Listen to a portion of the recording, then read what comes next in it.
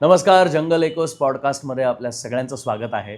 मी म्हटलं त्याप्रमाणे आपलं कुटुंब वाढतं आहे आणि जंगल एकोस पॉडकास्टची संपूर्ण टीम ही खूप मनापासून तुम्हाला सगळ्यांना थँक्यू म्हणते आणि हे कुटुंब आणि हा आपला प्रवास असंच वाढत राहावं यासाठी आम्हाला तुमच्या सहकार्याची खूप गरज आहे. त्यामुळे जंगल एकोस पॉडकास्ट बाबतीत जिथे जिथे सांगता येईल, ज्यांना ज्यांना सांगता येईल त्यांना नक्की सांगा. सबस्क्राईब करा, नोटिफिकेशन्ससाठी क्लिक करा आणि तुम्हाला आमचे हे भाग कसे वाटत आहेत ते आम्हाला कमेंट्समध्ये नक्की सांगा. आजच्या या भागामध्ये एका इंटरेस्टिंग मित्राबरोबर आम्ही गप्पा मारल्यात, ज्याचं नाव आहे अक्षय सूर्यवंशी, जो स्वतः जंगलप्रेमी आहेच आणि तो स्वतः एक इको टुरिझम कंपनीसुद्धा चालवतो आहे गेली काही वर्ष.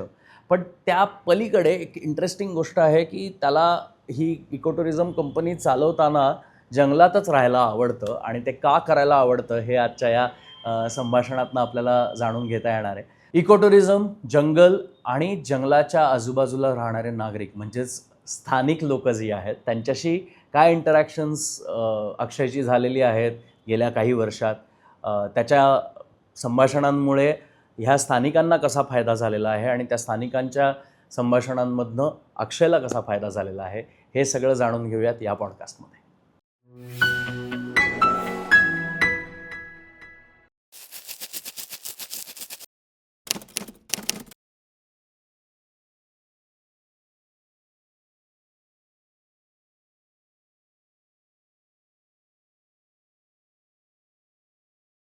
अक्षय, खूप खूप स्वागत आहे जंगल एकोसच्या या पॉडकास्टवरती आणि थँक्यू तू आज वेळ काढून आम्हाला काहीतरी इंटरेस्टिंग सांगायला आला आहेस.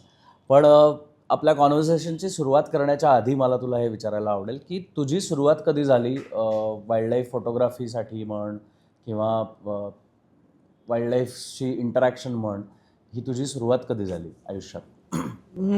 ती एक इंटरेस्टिंग स्टोरी आहे ॲक्च्युली. सगळ्यांची सुरुवात जी होते ती वेगवेगळ्या एजमध्ये, म्हणजे बऱ्याच लोकांची सुरुवात होते की लोक सांगतात की आम्ही 30-35व्या वर्षी पण वाईल्ड लाईफमध्ये एंटर झालेलो आहोत. आफ्टर 50चे पण रेकॉर्ड्स आहेत की 50 इयर्सच्या नंतर वाईल्ड लाईफमध्ये काहीतरी एक जाणवलं आणि त्याच्यानंतर लोकांनी त्याच्यामध्ये एंटर केलं. फर्स्ट ज्यावेळेला 2 गोष्टींसाठी मी जास्त हे करतो की 3-4 आपण एजेस हे करूया की 8वी, 9वी, 10वी हे अशा एजमध्ये पण लोकांचं वाईल्ड लाईफ जास्त चांगल्या प्रमाणे, जर का फर्स्ट टाईम काहीतरी इंटरॅक्शन झालेलं आहे वाईल्ड लाईफबद्दलचं, तर most of the time wild life करिअर्सकडे पण घेऊन जातं. सो एक इन्सिडेन्स त्याच्याबद्दलचं डोक्यामध्ये येतं. माझ्या डोळ्यासमोर 2 पॅम्पलेट्स ठेवलेले होते त्यावेळेला. एक होतं मनाली आणि नॉर्थ ईस्टचं ट्रेकिंग आणि या सगळ्या गोष्टी, आणि घरच्यांनी ठरवलं होतं की कुठंतरी ह्याला एक पाठवायचं. त्यावेळेला मी 8वीमध्ये वगैरे असेल आणि मी चूज केलं नॉर्थ ईस्टचा वगैरे तो ट्रेकिंगवाला जो पार्ट आहे तो मी खेळलो. तो 12 दिवसांचा वगैरे काहीतरी होतं. तर माझ्या काकांनी त्यावेळेला सांगितलं की नाही म्हणे, एवढा जास्त दिवसांसाठी बाहेर नाही पडायचं. सो मला चूज केला प्लॅन त्यांनी कान्हाचा, जो 5 नाईट 6 नाईट वगैरेचा अराऊंड प्लॅन होता, पुणे टू पुणे. आणि तो it was my turning point की त्यावेळेला मला वाटलं की कुठेतरी वाईल्ड लाईफमध्ये येण्याची, म्हणजे काय म्हणतो ना की जे काही करेन ते वाईल्ड लाईफमध्ये करेन. स्ट्रीम डिसाइडेड नव्हती की मी एज्युकेशनल बॅकग्राऊंडमधून तिकडे जाईन का माझ्या हॉबी पार्टला सपोर्ट करेन वगैरे, काहीच डिसाइडेड नव्हतं. देन आफ्टर 10th काही प्रॉपर गायडन्स एवढा मिळत नव्हता. जो जिथं मला चान्स मिळायचा, जिकडे पुण्यात काही लेक्चर्स वगैरे व्हायचे रिलेटेड वाईल्ड लाईफचे, मग एकटंच जाऊन त्याला बसायचं. वाईल्ड लाईफ वीक चालू झाल्यानंतर आपल्या बालगंधर्वला वगैरे काही ऑर्गनायझेशन्स आहेत जे ऑर्गनाईज करायचं आहे सगळ्या गोष्टी, की वाईल्ड लाईफबद्दलचे लेक्चर्स, देन ब्रेदी ब्रदर्सच्या फिल्म्स वगैरे. ते हळूहळू करत मग रेस्क्यूमध्ये आलो मी. सो रेस्क्यूनंतर मग मी असं ठरवलं की आता मग जर का वाईल्ड लाईफमध्ये राहायचं आहे आणि वाईल्ड लाईफमध्ये आपलं करिअर बनवायचं आहे, तर tourism is the best option to do. आणि ते घेऊन झालं आणि ते इव्हेंच्युअली होत गेलं की लोकं ज्या पद्धतीने भेटत गेली, चांगले गुरु जेवढे काही आहेत, मी सगळ्यांनाच वाईल्ड लाईफमधला गुरु मानतो, कारण की प्रत्येक वेळेला कोणी ना कोणीतरी तुम्हाला चांगलं काही ना काहीतरी शिकवत जात असतं. की एका बाजूला म्हणजे एखाद्याला नॉर्थचं नॉलेज असेल चांगलं, तर एखाद्याकडे साऊथचं असतं, एखाद्याकडे नॉर्थ ईस्टचं असतं. सो स्पेसिफिक एका गोष्टीकडे मी कॉन्सन्ट्रेट नाही करत. जिथून कुठून वाईल्ड लाईफचं नॉलेज मिळेल ते मी कॅरी फॉरवर्ड करतो आणि त्याच्यात डे बाय डे नॉलेजमध्ये इन्क्रीज करण्याचा प्रयत्न करून माझ्या वाईल्ड लाईफ टुरिझमला पण त्याचा, म्हणजे माझ्याकडे जे लोकं येतात, जे मला लोकांनी नॉलेज दिलेलं आहे, तेच मी पुढे सांगण्याचा प्रयत्न करतो. दिस इज अ शॉर्ट मध्ये सांगायचं झालं तर माझी ही सुरुवात म्हणजे 8वीपासूनची जर्नी सुरू झाली. इन 2013च्या आसपास, सॉरी 2013 नाही म्हणतो, 2008-9मध्ये माझी फर्स्ट वाईल्ड लाईफ टूर. त्याच्यानंतर 2011मध्ये माझी सेकंड वाईल्ड लाईफ टूर. त्याच्यानंतर 12वी नंतर मी साप पकडायला सुरुवात केली. सो माझ्या घरामध्ये पिंजरे पण लागलेले असायचे नेहमी. सो उन्हाळ्याच्या दरम्यान वगैरे हीट स्ट्रोकने पडणाऱ्या घारी, घुबडं असतील किंवा बरेचसे ॲनिमल्स मॅमल जेवढे काही मला छोटे छोटे मिळायचे ते माझ्या घरी रेस्क्यू म्हणून ठेवून द्यायचो. जे काही मला रेस्क्यूमध्ये सपोर्ट करणारे आहेत ते गाईड करायचं आहे की रेस्क्यू करून रिहॅबिलिट कसं करायचं आहे, त्याच्यानंतर त्याच्या मेडिसिन्सपासूनच्या सगळ्या गोष्टी. काही गोष्टी माझ्याकडे ठेवायच्या, काही गोष्टी मी माझ्या सिनियर्सकडे देऊन टाकायचो की जे ऑलरेडी एक्सपिरियन्स्ड आहेत. सो एखादा पक्षी असेल, समजा घारच आपण बघूया, तर घार समजा मी जॉब करतो, सगळं करतो, माझ्याकडे ठेवायला जागा, 1 दिवस 2 दिवस फॉस्टरिंग ओके, पण त्याला तुम्ही जंगलामध्ये नेऊन सोडेपर्यंत जो जर्नी असतो तो डिफिकल्ट असतो. सो मी कोणाकडे तरी दुसऱ्याकडे मी हँडओव्हर करायचो. त्यावेळेला एवढ्या स्ट्रॉंग चांगल्या ऑर्गनायझेशन्स नव्हत्या की ज्या वेल इक्विप्ड असतील किंवा त्यांच्याकडे आपण म्हणू शकतो की आम्ही आमच्या परीने जेवढं होत होतं तेवढं आम्ही रेस्क्यूमध्ये करत होतो. सो त्याच्यानंतर टुरिझम बॅकग्राऊंड इंटरेस्टिंग होते. वेगवेगळ्या लोकेशन्स फिरल्यानंतरच तुम्हाला कळतं की वाईल्ड लाईफमध्ये किती पोटेन्शियल आहे आणि वाईल्ड लाईफमध्ये मोर नॉलेज गेन करणं किती इम्पॉर्टंट गोष्ट रादर दॅन द स्पेसिफिक काही गोष्टींसाठी आपण सेंट्रिक म्हणू शकतो. बट ओव्हरऑल जर का शॉर्टमध्ये सांगतेच तेवढंच मी सांगू शकतो ह्याच्याबद्दल की ती जी लहानपणापासूनची जी जर्नी होती ती आजपर्यंत मी म्हणतो आहे की मी वाईल्ड लाईफमध्ये करिअर करायचं होतं आणि मी आज वाईल्ड लाईफमध्ये करिअर करतो माझं. रेस्क्यूची सुरुवात करताना कुठून शिक्षण घेतलं होतं का असं वाटलं म्हणून आधी सुरुवात केली आणि मग नंतर कोणीतरी गाईड सापडला? कारण प्राणी रेस्क्यू करण्यासाठी मला नाही वाटत कुठल्या अशा स्पेसिफिक संस्था आहेत. आता ऑब्व्हियसली जे गेली अनेक वर्ष रेस्क्यूची कामं करत आहेत, जे जाऊन प्राणी वाचवायचा प्रयत्न करत आहेत, प्राणी पक्षी जे काही असेल, पण असं ट्रेनिंग देणारी काही संस्था आहे किंवा तेव्हा होती? ट्रेनिंग देणारी संस्था तर आपण नाही म्हणू शकत. कारण की आता काही गोष्टी ज्या असतात त्या तुमच्या स्किल्स असतात आणि तुमच्या बिहेवियरवर असतात की तुम्ही कशा पद्धतीने ती सिच्युएशन्स टॅकल करू शकता. जेवढ्या जणांकडनं मी शिकलो तेवढ्या जणांकडनं मला एक गोष्ट मला कळाली की मला इन्फॉर्मेशन तर मिळेल, गायडन्स तर मिळेल. म्हणजे एखादं रेप्टाईल असेल तर त्याला कोणत्या प्रकारे त्याचा स्वभाव समजून घेण्यापासून तर सगळ्या गोष्टी की त्याला कसं टॅकल करायचा. म्हणजे एक रेस्क्यूला सगळ्यात पहिले म्हणजे रेप्टाईल्समध्ये येतो त्यावेळेला पहिलं असतं आयडेंटिफिकेशन. आयडेंटिफाय करू नाही शकला तर तिथून पुढं काहीच नाही करू शकत. दिस इज अ फर्स्ट स्टेज. तर तुम्ही आयडेंटिफाय करू शकलात तर तुमचा समोरचा कोणीतरी व्यक्ती तुमच्यावरती कॉन्फिडन्स दाखवू शकतो की ऑन फील्ड जर का गेलात तर तुम्हाला म्हणजे धामण समजून नाग नाही पकडायला पाहिजे.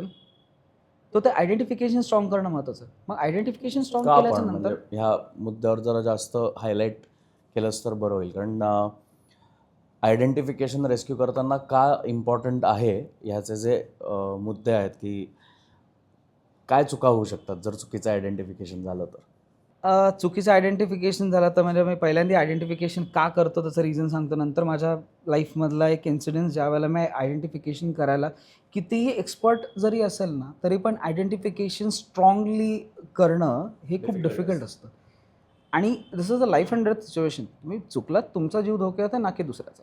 त्याच्यामुळे तो तुमच्या जीवासाठी जास्त फायदेशीर आहे की तुम्ही तो जनावर आहे तो व्यवस्थित रेस्क्यू करतायच्या अगोदर ती त्याचं आयडेंटिफिकेशन करणं महत्त्वाचं आहे. कारण की तुम्हाला तर रेस्क्यूला गेल्यानंतर अखंड साप तर तुमच्या समोर कधी असणार नाही आहे. कधी कधी शेपूट दिसेल, कधी कधी डोकं दिसेल, कधी कधी त्याचा बेली पार्ट दिसेल. ओके, तर त्या स्पेसिफिक पॅटर्न्सवरनं तुम्हाला ओळखावं लागतं की तो व्हेनेमस आहे का नॉन व्हेनेमस आहे. आणि जो डिसिजन घेण्यात आलेला आहे त्याच्यावरती तुम्ही ठाम राहणं महत्त्वाचं आहे. कारण की एकदा पकडलेला साप तुम्ही हातामधनं सोडू नाही शकत. सो अशा ह्याच्यामध्ये मी एकदा ताडोबाच्या जवळ एक 20 किलोमीटर लांब एक चंदनखेडा म्हणून एक जागा आहे. तिकडं मी 1.5 वर्ष 2 वर्ष मी अजूनही रेस्क्यूज करतो मी तिकडे कधी इमर्जन्सी सिच्युएशन झाली तर. कारण त्या ठिकाणी मी ज्यावेळेला होतो त्यावेळेला एक सिनियर रेस्क्युअर आहेत, त्यांचं वय जवळजवळ नाही म्हटलं तरी 56-57च्या आसपास आहे. आणि मी मगाशी एक उल्लेख केला होता की वाईल्ड लाईफमध्ये येण्याचं काही वय नसतं. ओके, तर त्यांचं वाईल्ड लाईफमध्ये येण्याचं एज होतं आफ्टर 50. पहिल्यांदा त्यांनी अख्खं आयुष्य फक्त साप मारण्याचं काम केलं कारण की ते गावात खेड्यापाड्यामध्ये राहणारे होतं. त्याच्यानंतर माझा एक मित्र आहे, त्यांनी त्याला आयडेंटिफिकेशन शिकवलं. आयडेंटिफिकेशन शिकवल्यानंतर त्यांना ती इंटरेस्ट डेव्हलप झाला आणि ते रेस्क्यूअर बनले. आत्ताच्या कंडिशनला एखाद्या आत्ताचे पुण्या मुंबई साईडचं पण कोणतेही जर का ज्यांना हॅपॅटॉलॉजीमध्ये हे पण केलेलं आहे, करिअर केलेलं आहे, काही काही वेळेला आयडेंटिफिकेशन चुकतं, पण त्यांचं आयडेंटिफिकेशन मी खूप कमी प्रमाणामध्ये चुकताना बघितलेलं आहे. काही केसा मी बघितलेले नाही आहेत, पण त्यांनी बघितलेले आहेत आणि ते नावानिशी व्यवस्थित सांगतात. सो एक दिवशी रात्री 12-1 वाजताचा वेळ होता. तिकडे एक शाळा आहे, त्या शाळेमध्ये त्यांचं क्वार्टर होतं, त्यांचं शिक्षकांचं वगैरे. तर तिकडे मला रेस्क्यूसाठी बोलवण्यात आलं. पहिला गुरुवार का बुधवार असं काहीतरी वार होता. पहिल्यांदा गेलो तिथे त्यांनी सांगितलं की त्यांनी सापाचा फोटो काढून ठेवला. त्याच्यामध्ये होतं येलो स्पॉटेड वुल्फ स्नेक, जो नॉन वेनेमस स्पीसीज होतो. त्याच्यानंतर त्या दिवशी काही सापडला नाही तो. त्याच्यामुळे ठीक आहे, तुम्हाला परत दिसला तर तुम्ही फोन करा, मी येतो. नेक्स्ट वीकमध्ये सेम डेला तिथून कॉल आला. त्याच्यानंतर मग रेस्क्यू करताना काही प्रमाणामध्ये आम्हाला पाण्याचा वापर पण करावा लागतो. वॉशरूममध्ये होता, इंडियन टॉयलेट होतं. इंडियन टॉयलेटमध्ये त्यांनी सांगण्यात होतं जिथून फ्लश होतं पाणी त्याच्यामध्ये आतमध्ये तो बसलेला होता.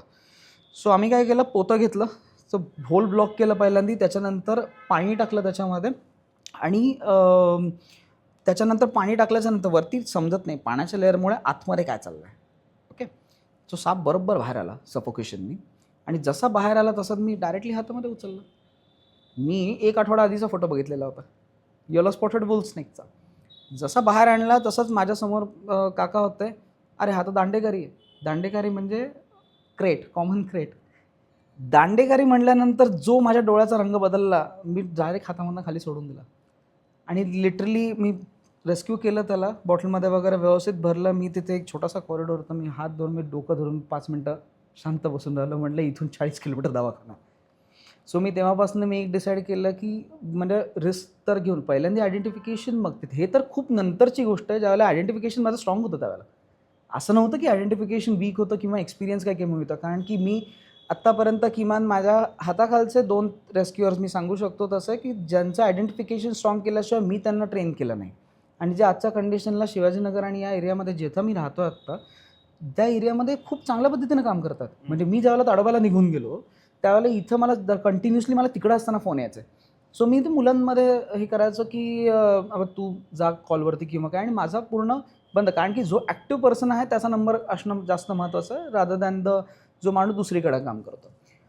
सो रेस्क्यूअर आणि ह्याच्यामध्ये तोच एक हे प्रश्न आहे की तुम्ही पण शिकवताना पण तेवढं प्रेशर असतं की त्या मुलाची रिस्पॉन्सिबिलिटी पण तुमच्या जीवावरती असते आणि तेवढी रिस्पॉन्सिबिलिटी कोणी घ्यायला तयार नाही फर्स्ट ऑफ ऑल.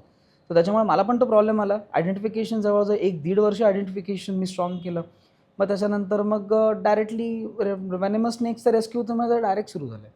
आणि मला सांगण्यात पण असं झालं होतं की तुझ्यासाठी नाग हाताळून घेऊन तुला शिकवण्याला कोणी येणार नाही आहे. सो एक आणि त्यावेळेला कसं होतं, त्यावेळेला रेप्टाईल रेस्क्युअर्स हे रेस्क्युअर्स म्हणून काम करायचे. त्यावेळेला तुम्ही धरून चला की रेस्क्युअरचं काम काय, उचलणं, रेस्क्यू करणं आणि व्यवस्थित ठिकाणी ते रिलोकेट करून देणं. तेवढाच काही तो सापाशी आपला येणारा संबंध. त्याच्या व्यतिरिक्त कोणी नाही बघण्यात यायचं. आत्ताच्या कंडिशनला कसं होतं आहे की म्हणजे मी जर का रेस्क्यूवरती चाललो आहे तर त्या ठिकाणी एकापेक्षा जास्त रेस्क्यूवर पोहोचणं हा पण एक मोठा प्रॉब्लेम होतो. त्याच्यापेक्षा आपण ह्या कॉम्पिटिशनमध्ये न पडता जिथं खरीच गरज आहे, जिथं आपल्याला जाण्याची म्हणजे काय म्हणतात ना, कोणी जात नाही आहे ना, खूप कमी प्रमाणामध्ये रेस्क्यूला तिकडे रिस्पॉन्स मिळतो किंवा खूप लांब आहे किंवा जायलाच कोणी तयार नाही, त्यावेळेला मग रेस्क्यू कॉल मी एक्सेप्ट करतो त्यावेळेला. जसं आत्ता मी ताडोबामध्ये राहतो मी most of the time. So तिकडे मला आजूबाजूला जिथे जे रिसॉर्ट्समध्ये असेल किंवा कुठेही मला रेप्टाईल कॉल आला तर तिकडे एक रेस्क्यूअर आहे, तर प्रायोरिटी बेसिसवरती तेच जातात. जर का ते नसतील तर आम्ही सेकंडरी ऑप्शन की कोणीच नाही आहे म्हणून मी तिकडे उभा राहतो आणि तो रेप्टाईल रेस्क्यू करून त्याला विदिन 1 किलोमीटरच्या रेडियसमध्ये मी रिलीज करून देतो. कारण की तो जंगलाचाच पार्ट आहे, तिकडे काही एवढा फरक नाही पडत. सिटीमध्ये ते थोडंसं डिस्टन्स वाढू शकतं. So overall wild life rescues आणि शिकण्याबद्दलचा हा एक एक्सपिरियन्स माझा हे होता. पण बरेचसे एक्सपिरियन्स आले लाईफमध्ये जे लाईफ अँड डेथ सिच्युएशनमध्ये मला टाकणारे होते आणि ते ज्यावेळेला तो विचार करतो की आय एम ग्लॅड की माझ्यासोबत बऱ्याच वेळेला प्रत्येक वेळेला गाईड करायला व्यवस्थित माणसं होती आणि त्या सिच्युएशनमध्ये बाईट सिच्युएशन्सपर्यंत मी कधी पोहोचलो नाही. पण आयडी सपोज चुकलं, पण समोर काय साप आहे किंवा कुठला तरी विशिष्ट साप आपण धरूया, कारण सापांबद्दल बरेचदा लोकांच्या मनात अनेक गैरसमज असतात. तर साप काय स्वतःहून अटॅक करायला येत नाही अनटिल अनलेस त्याला कोणीतरी डिवचलं आहे किंवा इफ ही फील्स इनसिक्युअर. तोपर्यंत तर तो काही अटॅक करायला येत नाही. पण जर सपोज आयडेंटिफिकेशन चुकलं तर त्यावेळेला रेस्क्यू तर करताच येतं ना, म्हणजे त्यांनी काही फरक पडतो? कारण जर बॉटलमध्ये रेस्क्यू करायचं आहे किंवा पोत्यात रेस्क्यू करायचं आहे, आयडेंटिफिकेशन जरी माहीत नसेल तरी त्यावेळेला तर त्या सापाला तिकडनं काढणं सोपं असतं का? प्रत्येक सापाचे वेगवेगळे हाताळण्याचे प्रकार आहेत, नाही काय हे दोन्ही, म्हणजे जर चुकलं तर काय रेस्क्यूज नाही करता येत असं काही होतं का? त्याला वेगळ्या इक्विपमेंट्स लागतात, वेगळ्या पद्धतीने रेस्क्यू केलं पाहिजे? नाईस क्वेश्चन की हा क्वेश्चन मला बऱ्याच वेळेला विचारण्यातही येतो की नक्की आयडेंटिफिकेशन एवढं इम्पॉर्टंट काय. उदाहरणार्थ माझ्यासमोर बिनविषारी साप आहे. ओके, बिनविषारी सापाला मी विषारी म्हणून आयडेंटिफाय केलं की विषारी आहे आणि मी त्या सावधगिरीने त्याला पकडतो आहे, तर ठीक आहे. धामणला तुम्ही जर का विषारी समजून तुम्ही पकडत असाल तर तुम्ही ती सेफ्टी घ्याल की तिचं तोंड तुमच्यापर्यंत पोहोचणार नाही. आणि मला सगळ्यात वर्स्ट प्रकार वाटतं म्हणजे हेड कॅच करणं. जी सापांच्या पकडण्याची ज्या पद्धती ज्या आपण म्हणतो ना, सगळ्यात वर्स्ट आहे हेड कॅच. हेड कॅचमध्ये काय होतं की मणक्याला डॅमेज होण्याची शक्यता जास्त असते. त्याला परमनंटली डॅमेज करू शकता तुम्ही त्याच्या मणक्याला आणि त्याचे लाईफ तुम्हाला काय, जोपर्यंत तो साप काय इथून उचलणार दुसरीकडे रिलीज करणार, ज्यावेळेला मणक्याला ब्रेक केला जातो त्यावेळेला इन्स्टंट त्याला जे जाणवायलाच ह्याची काही गॅरंटी नाही आहे. जोपर्यंत रेस्क्यू स्टेजमध्ये आहे तोपर्यंत तो व्यवस्थित दिसतो तुम्हाला आणि त्याच्यानंतर जाईलही, पण त्याच्यानंतर तो काय सफर करेल त्याच्यावरती कोणाचं लक्ष नसतं. त्याच्यामुळे मी 2 गोष्टींना मी जास्त विरोध करतो, ते म्हणजे हेड कॅच आणि ते म्हणजे कॅचर्स. कॅचर्स हा वर्स्ट प्रकार आहे. मी स्वतः कॅचर्स म्हणजे एक चिमटा असतो एक वेगळ्या प्रकारचा, तो सापांना रेस्क्यू करायला वापरतात. म्हणजे तो सापांना, म्हणजे जर का हा साप आहे आणि इथं कॅचरनी हे केला जातो आणि त्यांचा जे एक ट्रिगर असतो तो आपल्या हातामध्ये असतो. तो एक्सपिरियन्स असल्याशिवाय नाही वापरायचा मोस्टली, कारण की त्याच्यावरती किती प्रेशर टाकायचं, काय टाकायचं ते एका रेस्क्युअरला व्यवस्थित माहिती आहे, जो रेग्युलर बेसिसवरती वापरतो आहे. स्पेसिफिक काही सापांना कॅचर वापरणं योग्य आहे, जसं की खूप अडचणीत सापडलेला घोणस असेल त्या ठिकाणी ते वापरलं तर हे म्हणजे झाडावरनं, समजा झाडावरून काटेरी झाडामध्ये सापडलेला साप असेल मे बी, तर त्यावेळेला त्याला बाहेर काढायच्या वेळेला तुम्हाला कुठं हात लावायचा, किंवा जाळीत अडकलेला साप असेल किंवा फिशिंग नेट्समध्ये वगैरे सापडतात, त्यावेळेला तुम्ही कॅचर वापरलं, कारण की त्यावेळेला आपली लाईफ धोक्यामध्ये असते, त्यावेळेला तुम्ही वापरणं ठीक आहे. पण तुम्ही जर का नॉन वेनमस स्नेक आहे तुम्ही त्याला वापरताय तर ते योग्य नाही आहे. आयडेंटिफिकेशन करताना ज्यावेळेला तुमच्या हातात साप आहे, म्हणजे जसं मी धामणचं मगाशी म्हणालो की धामण पकडता आणि नाक समजून त्याला पकडलं तर तुम्ही तेवढं सेफ्टीने पकडाल आणि तो रेस्क्यू होईल. ओके, पण धामणला रेस्क्यू करताना स्टिकची काही गरज नसते, बरोबर. सो नाग समजा तुम्ही धामणला समजा नाग समजून उलटं जर का रिव्हर्स झालं त्याचं प्रकरण तर ते वर्स्ट होऊ शकतं. म्हणजे समजा तुम्ही नाग आहे आणि त्याला नॉन वेनेमस समजून तुम्ही हाताळलं तर ते म्हणजे तुमच्या जीवावरती बेतू शकतं. आणि असे किस्से पण मी ज्यावेळेला शिकत होतो त्यावेळेला बऱ्याच जणांचे झालेले होते की सापांचं आयडेंटिफिकेशन नाही आहे, घोणसला हातामध्ये घेऊन माणूस फिरतो अजगर समजून. वर्स्ट कंडिशन असते त्यावेळेला. आणि त्यांचं म्हणजे काय म्हणतो ना की त्यावेळेला तिकडे रेस्क्यूअर पोचतात, ते बघतात आणि त्याच्यानंतर खरंच वाईट वाटतं की एखाद्या वेळेला आता त्या सिच्युएशन्समध्ये काय काय झालं मला नाही माहिती त्यावेळेला, की त्यांचा जीव वाचला का नाही वाचला. पण बऱ्याचशा इन्सिडेन्सेस आपल्याला ऐकायला मिळतात की सापांचं नॉलेज नाही आहे पण आपण त्याला हाताळतो. प्रत्येक सापाचं इंडिव्हिज्युअली नॉलेज असणं इम्पॉर्टंट आहे. नॉन वेनेमस फक्त नॉन वेनेमसच ओळखू येणं नॉट नेसेसरी, की म्हणजे दोन्हीही बिनविषारी सापाच्या एवढ्या जातात आपल्याकडे की त्या A to Z आयडेंटिफाय करणं महत्त्वाचं आहे. कारण की आता काही साप आहेत ते हार्मफुल नाहीच आहेत अजिबात. जसं गवत्या झाला, गवत्या हा साप असा आहे जो म्हणजे एकदम मावळा, त्याला हातामध्ये घेतला तरी तो काहीच नाही करत. सो त्या पद्धतीने म्हणजे जर का मला माहिती की गवत्या म्हटल्यानंतर मी का उगाचच त्याच्यासाठी स्टिक लावू आणि ते करू. आणि फक्त एवढंच आहे की जर गवत्या असेल इन केस तर तो गवत्या आहे हे माहिती पाहिजे. जर का त्या आयडेंटिफिकेशन चुकीमुळे खूप मोठी गफलत होऊ शकते त्याच्यामध्ये. शेवटी लाईफ अँड डेथ सिच्युएशन म्हणजे एखादा माणूस मरू शकतो त्याच्यामध्ये, रेस्क्यू होईल. चावल्यानंतर माणूस दवाखान्यात जाईपर्यंत माणूस पण वाचणारच आहे त्याच्यामध्ये. पण त्या टाईममध्ये तुम्ही सापाचं विष पण वाया घालवलं. तो साप रेस्क्यू करणं महत्त्वाचं आहे, की त्याला म्हणजे काय म्हणतो ना, की थोडा उशीर झाला तरी चालेल, पण प्रॉपर आयडेंटिफिकेशनच करावं. की ज्यावेळेला मी बऱ्याच ठिकाणी मी ट्रेनिंग अवेअरनेस सेशन्स पण घ्यायचो आधी, की ज्यावेळेला पुण्यात कंटिन्युअसली पण होतो. त्यावेळेला तर इवन एक इन्सिडन्स म्हणजे मनातली भीती कशी असते किंवा लहान मुलांच्या मनामध्ये भीती, आपण म्हणतो की मनात भीती नावाचा प्रकार नसतो. तो एक एक्झाम्पल देण्यासाठी एक सहकार नगरला एक अवेअरनेस शो घेतला होता. ज्युनियर के जी आणि सिनियर के जीचा एकदम लहान मुलांचा होता. त्यांची इच्छा होती की आम्ही अवेअरनेस प्रोग्राम घ्यावा आणि त्यावेळेला परमिशन होती की स्नेक तुम्ही कॅरी करू शकत होता. तो एक ट्रिंकेट होता नॉन व्हेनेमस.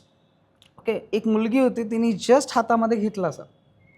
शिक्षक पळून जात होते बाहेर आणि ही मुलगी मस्तपैकी काढतीये. तिने एका हाताने साप धरला, एका हाताने ते बॉटलचं हे उघडलं, समोर ठेवलं, पाणी ओतलं त्याच्यामध्ये आणि त्याला पाणी पाजलं आणि त्याने प्यायलंही. 2 मिनटं तिने इकडं बघितलं, घेतलं, तिने बॅगमध्ये टाकायला निघालं, मी गेला घरी घेऊन चाललं. लहान मुलांच्या मनामध्ये ती भीती अजिबात नसते. पण तो जो काम स्वभाव होता तिचा, त्याच्यामुळे त्या सापाने काही रिॲक्शन नाही केलं. तसंही ट्रिंकेट खूप कमी रिॲक्ट करतो अशा गोष्टींसाठी. म्हणून अवेअरनेस प्रोग्राम्समध्ये वगैरे अशा प्रकारचे साप वापरले जातात, ते दुसऱ्यांना हार्म करणार नाही त्याची शुअरिटी असते. जसं 3-4 स्पीसीज मी एक्झाम्पलसाठी घेतो. एक तर ट्रिंकेट आहे, एक गवत्या म्हणून साप आहे, ग्रीन केलबॅक, आणि अजून कुठला धामण पण यूज केली जाते. पण धामण जी आहे ती म्हणजे हायपर ॲक्टिव्ह खूप असते, त्याच्यामुळे ती शक्यतो घेऊन जात नाही कुठं त्यांना. आणि एक बफ स्ट्राईप केलबॅक म्हणजे नानेटी, जे एक स्मॉल साईज स्नेक आहे चांगला. आणि अजून कोणत्या एक्झाम्पलसाठी घेता येईल, हे 3-4 तर रेग्युलर बेसिसवरती वापरले जातात. सो हे ओव्हरऑल म्हणजे आयडेंटिफिकेशन आणि याच्याबद्दल एक जस्ट ब्रीफ. मध्यंतरी एक व्हिडिओ खूप व्हायरल झाला होता, असंच एका खूप वर्ष साप रेस्क्यू करत असणाऱ्या रेस्क्युअरचा, आणि त्यांची डेथ झाली. नंतर त्यांनी गळ्यात तो अडकवला होता. तर ह्याबद्दल तुझं काय मत आहे? कारण आजकाल इंस्टाग्राम किंवा इतर जे सोशल मीडिया प्लॅटफॉर्म्स आहेत, तिथे अशा पद्धतीचे रेस्क्यू करणाऱ्या, इस्पेशली सापाचा रेस्क्यू करणाऱ्या अनेक लोकांचे व्हिडिओज बघायला मिळतात, जे त्या व्हिडिओजसाठी म्हणून काही स्टंट्स करतात. गळ्यात साप टाकणं, अंगावर त्याला खेळवणं, आणि एक जनरल व्हिडिओ कॉन्टेंट क्रिएशनच्या नावाखाली हे सगळं आत्ता चाललं आहे. आणि मी जो व्हिडिओ सांगतो त्यामध्ये तर ते सिनियर रेस्क्युअर होते, ज्यांनी काहीतरी गेली 18-20 वर्ष रेस्क्यूचंच काम केलं आहे, आणि त्यांनी तो गळ्यात ठेवला होता. आणि त्यांना त्या व्हिडिओचं शूटिंग चालू असतानाच तो चावला त्यांना, आणि नंतर इट वॉज टू लेट आणि ते गेले. तर ह्याबद्दल तुला काय वाटतं की रेस्क्यू करताना हे अशा पद्धतीचे स्टंट करणं गरजेचं आहे कॉन्टेंट क्रिएशनसाठी, किंवा काही जणांचं त्याच्यावर असंही मत आहे की आम्ही हे करतोय जेणेकरून अवेअरनेस स्प्रेड होईल. So is this the right kind of awareness that they are spreading, और there are multiple ways to do awareness. त्याच्यासाठी फक्त सोशल मीडियाच वापरणं हे नाही आहे. कारण ट्रेडिशनली आम्ही अवेअरनेस प्रोग्राम्स घेतो आहे, ओके, सापांची माहिती देतो आहे. कारण काय माहिती का, तुम्ही म्हणजे लोकांना ज्यावेळेला अवेअरनेस पण एका लिमिटपर्यंत मी व्यवस्थित समजतो. कारण काय माहिती का, एक सापांमध्ये आणि माणसांमध्ये एक जोपर्यंत एक लाईन आहे की ज्याच्याबद्दल माणसांना त्याच्याबद्दल जास्त इन्फॉर्मेशन नाही आहे. कारण काय होतं, ज्यावेळेला माणसाला इन्फॉर्मेशन प्रोव्हाइड होते ना, त्यांना वाटतं की नाही आपल्याला सगळं येतं. ते चुकीचं आहे. म्हणजे काय म्हणतो ना की त्याच्याबद्दल अभ्यास न करत असणं वगैरे. आणि सोशल मीडिया हा प्लॅटफॉर्म आणि साप म्हणजे काय म्हणतो ना की विषाची परीक्षा घेण्यासारखा प्रकार. जसा म्हणाला की सोशल मीडियावरती ज्यावेळेला आपण प्रेझेंट करतो स्वतःला, तर आपण माहिती असेल की ज्यावेळेला आपण बोलतो त्यावेळेला आपलं लक्ष दुसऱ्या ठिकाणी असतं most of the time. Actually सापाकडे लक्ष जास्त प्रमाणामध्ये पाहिजे. तुम्ही जर का अवेअरनेससाठी आणि ह्याच्यामध्ये नॉन व्हेनेमस स्नेक्स वापरत असाल तर त्याच्याबद्दल काही प्रॉब्लेम नाही आहे. पण 2-2, 3-3 साप एकत्र सोडणं आणि त्याच्यानंतर त्याचे व्हिडिओज पब्लिश करणं, आणि रेस्क्युअर्स म्हणून असा आम्ही म्हणजे आपण काय म्हणतो की सोशल मीडियावरती टाकण्यासारखा कॉन्टेंट आम्ही कधीच तयार नाही केला तसा मुद्दाम. कारण की ते नाही, म्हणजे काय म्हणतो ना की एक सिम्पलच आहे, एक नियम टाकून दिलेला आहे फॉरेस्ट डिपार्टमेंटने सुद्धा. फॉलो करायला काय प्रॉब्लेम आहे. एक नियम आहे की त्याला आपण म्हणतो की चला काय म्हणतो ना की सोशल मीडियामध्ये स्टंट करणं आणि या सगळ्या गोष्टी करणं कायद्यानं गुन्हा. ओके, तर कायदे जर का त्यांनी व्यवस्थित सांगितलेलं आहे की या पद्धतीच्या गोष्टी जर का झाल्या तर ते इलिगल समजले जातील, मग त्या चौकटीमध्ये बसून काम करण्याला काय प्रॉब्लेम आहे. रेस्क्यू आम्ही एवढ्यासाठीच मी आधीपासून रेस्क्यूला का मानतो किंवा काही, तर जिथून उचललं आहे, जिथून काय अडचणीत सापडलेल्या जनावराला आपल्या हातात घेणं आणि तिथपासून कोणालाही न समजता त्यांच्या नैसर्गिक अधिवासात सोडून देणं. एवढी सिम्पल डेफिनेशन खूप कॉम्प्लिकेटेड करण्यामध्ये काय एवढं लोक जातात मला ते समजत नाही. आणि सोशल मीडियामध्ये तर म्हणजे आजकालचं ते क्रेज आहे थोडंसं की म्हणजे स्टंट्स आणि या सगळ्या गोष्टी. आणि बरेच मुलं गेली आणि यंग मुलं जातात, 17-18 वर्षांची मुलं त्याच्यामध्ये त्यांच्या डेथ होणं वगैरे. हे तर एक सांगतं माझ्या ओळखीमध्ये. तर माझं आता नावं नाही घेत मी तशी आत्ता मुद्दामून, कारण माझे मित्रच आहेत जवळचे, ते गेलेले आहेत, म्हणजे डेथ झालेली आहे, ते जवळून डेथ बघितलेले आहेत आम्ही. रेस्क्यू करता रेस्क्यू करताना झालेले आहेत, रेस्क्यूच्या बाहेर झालेले आहेत. ASV आम्ही धावत पळत जाऊन दवाखान्यात नेऊन दिलेले आहेत. झाडफूकवाली केस आम्ही एक मोठी हँडल केली होती चंद्रपूरच्याच ह्याच्यामध्ये भद्रावती डिव्हिजनमध्ये.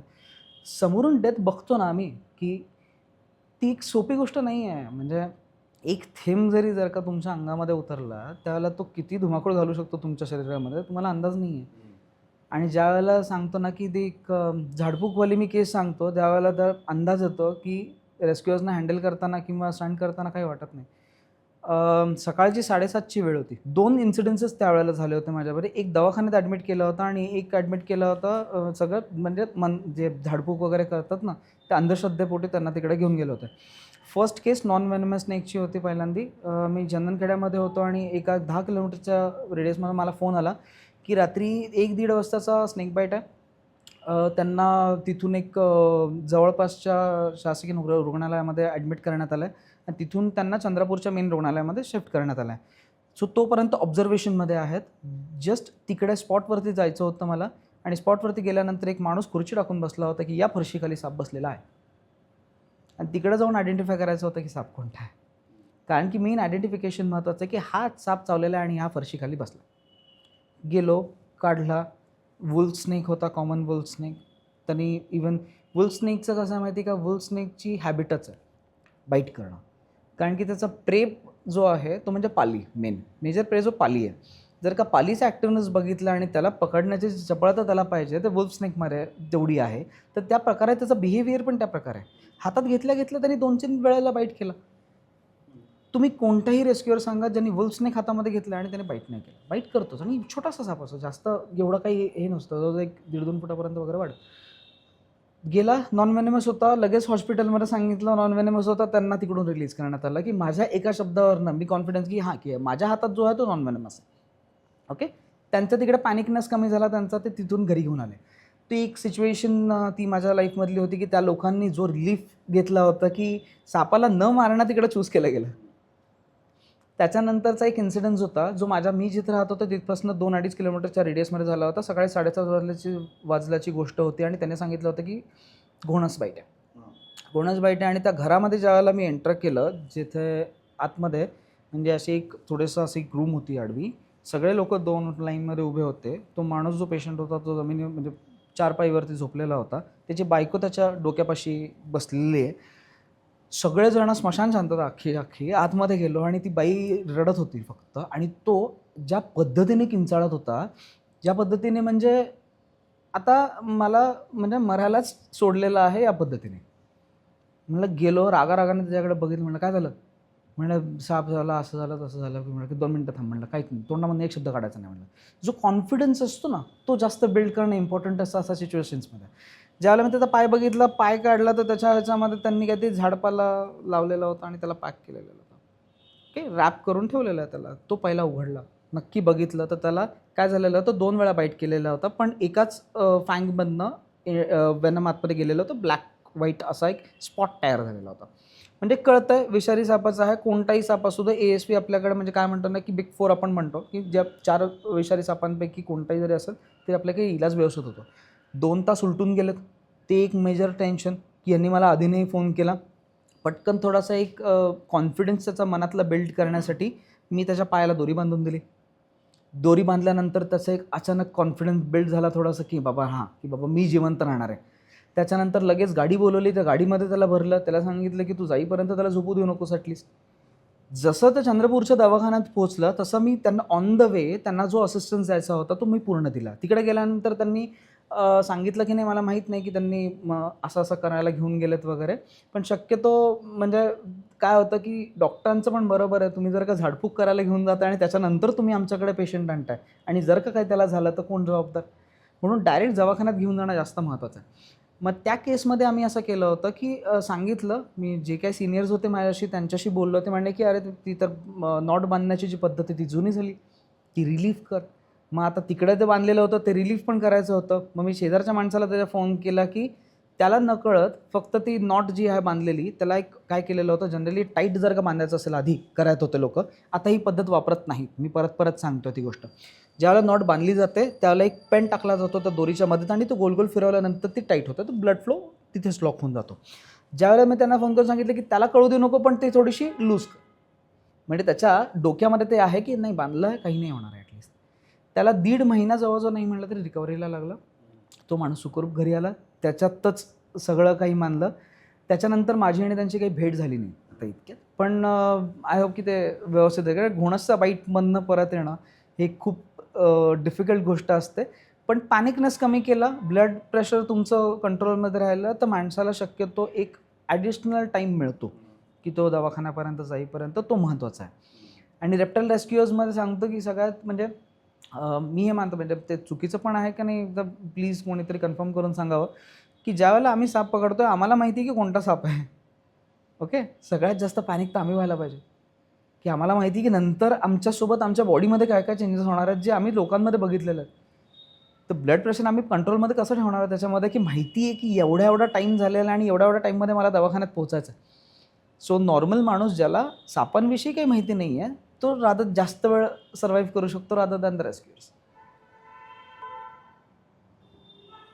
मला आता रेस्क्यूचा विषय तर इंटरेस्टिंग आहेच गप्पा मारण्यासाठी, पण गेली काही वर्ष तू टुरिझममध्ये एंटर केलेलं आहेस आणि तुझ्या गोवान सफारीजनी सुरुवात झाली, त्याचं नाव आता बदललं आहे आणि तुम्ही पॅन्थरा एक्सपिडिशन्स नावाने सफारीज करताय. तुला कितपत इम्पॉर्टंट वाटतं सफारीज थ्रू लोकांना जंगल दाखवणं, का safaris is only for business आणि सफारीजमधनं फक्त वाघ सेंट्रिक टुरिझम जे आत्ता सध्या खूप चालू आहे की सगळेजण फक्त जंगलात वाघ बघायला येतात, तर ह्या सगळ्या स्विच म्हणजे आता सो रेस्क्यूचं काम एकीकडे तू जसं सांगितलंस की ताडोबात कधी कुठे फोन आला तर तू जातोसच, पण तुझा मेन आता बिझनेस इज टुरिझम.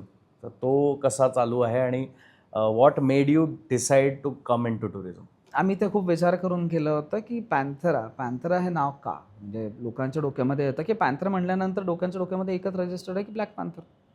पॅन्थरा ही एक म्हणजे जीनस आहे, त्याच्या अंडरमध्ये सगळे जे काय कॅट फॅमिलीज आपण बघतो बिग कॅट्समध्ये ते त्याच्या अंडरमध्ये होतात.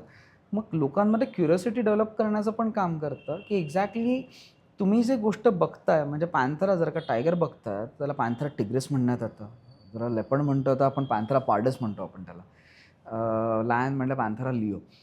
हे एक कुठंतरी पोहोचणं, पण मी त्याला पण काहीतरी एक वेगळे पण आयडेंटिटी आहे. म्हणजे असं नाही आहे की तुम्ही फक्त एका टायगरला आपण बघतोय किंवा काही, त्याच्यामध्ये एक्सपिडिशन्स रिझन वेगळ्या पद्धतीने, की जर का फॉर एक्झाम्पल चलो आपण नॉर्थला गेलो आहे, स्नो लेपर्ड म्हणा, तर त्याला आपण एक्सपिडिशन काइंड ऑफमध्ये करतो आणि सगळ्या प्रकारचे टूर्स त्याच्यामध्ये घेता याव्या. म्हणजे नॉट ओन्ली फक्त पॅन्थरा म्हटल्यानंतर आपण कुठे बिग कॅट प्रमोट करतो वगैरे, बिग कॅट्स त्याच्यामध्ये म्हणजे काय म्हणतो की सगळ्या प्रकारच्या स्पीसीज त्याच्यामध्ये कवर केल्या जाव्या.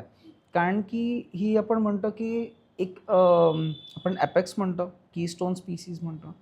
सो मग त्याला एक इम्पॉर्टन्स आहे. सो तो इम्पॉर्टन्स शो करण्यासाठी, कारण की जर का टायगरला नॅचरल हॅबिटॅटमध्ये किंवा लेपर्डला प्रत्येक लँडस्केपमध्ये त्यांच्या प्रेझेन्समध्ये त्याला इम्पॉर्टन्स आहे थोडक्यात. तो इम्पॉर्टन्स दाखवणं इम्पॉर्टंट आहे आणि त्याच्या पाठीमागच्या स्टोरीज पण with the locals, with the काय म्हणतो की जिथे जिथं आपण जातो आहे, म्हणजे आपण पेंचमध्ये गेलं तर त्याचा एक वेगळा इम्पॉर्टन्स आहे त्या जंगलाचा. त्याच्यानंतर तुम्ही कान्हाला गेला तर एक वेगळा लँडस्केप आहे, वेगळा इम्पॉर्टन्स पडतो. ताडोबा एक वेगळ्या स्केलला काम करतं, त्याची हिस्ट्री वेगळ्या पद्धतीने बिल्ड झाली होती.